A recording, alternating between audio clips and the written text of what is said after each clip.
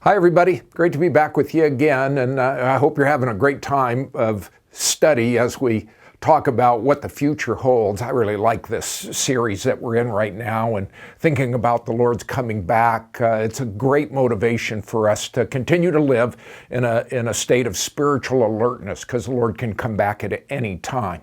If you remember back last weekend, we talked about the signs of the end. And we talked about a number of different theological ideas, but we focused in verses 4 through 14 on the different signs that will intensify as we get closer to the return of Christ to the earth.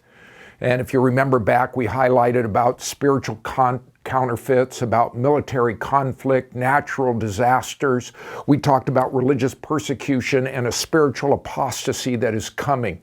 And all of these negatives are then replaced by a worldwide witness that is going to go on during that same time. And so there's a lot of questions that people have about these signs and about how we should be alert for them now, even though we as the church will be raptured before all of this wrath gets poured out.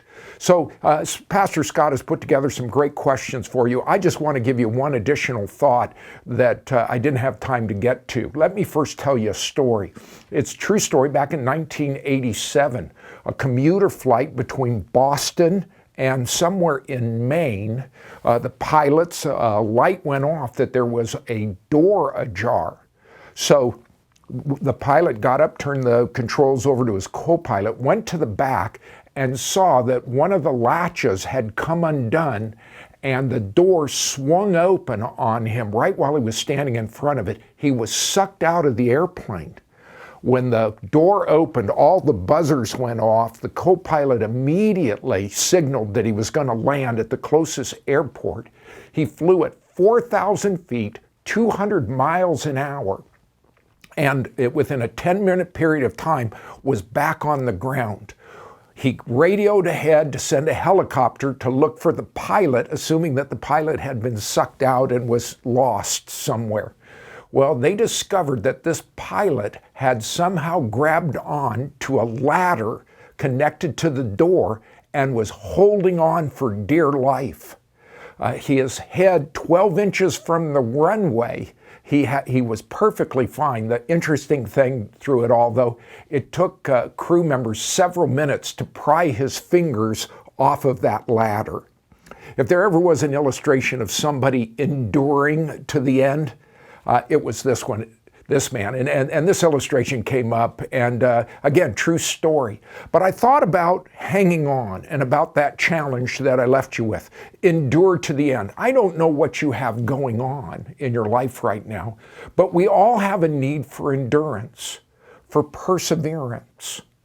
But this is never something that we just kind of drum up within ourselves. And I'll leave you with this thought out of Hebrews chapter 12. We're told to fix our eyes on Jesus, the author and perfecter of our faith, who for the joy set before him endured the cross, despising the shame, and has sat down at the right hand of God. Verse 3 goes on to say, consider him who endured such hostility by sinners against himself, that you may not grow weary and lose heart. The whole road to endurance comes not from within us, but when we look to the Lord Jesus Christ. When we consider how he endured for me, for you, for us, the agony that he persevered under. It is in that power and his provision and a sense of that love and commitment to us that we find the strength to love and be committed to other people and to hang on no matter what. So I want you to take a few minutes as you go over these questions. What are some of the areas in your life where you've had to endure? Where did you succeed? Maybe where you failed. What did you learn? How might you encourage each other to continue to persevere in your walk with the Lord no matter what you're going through?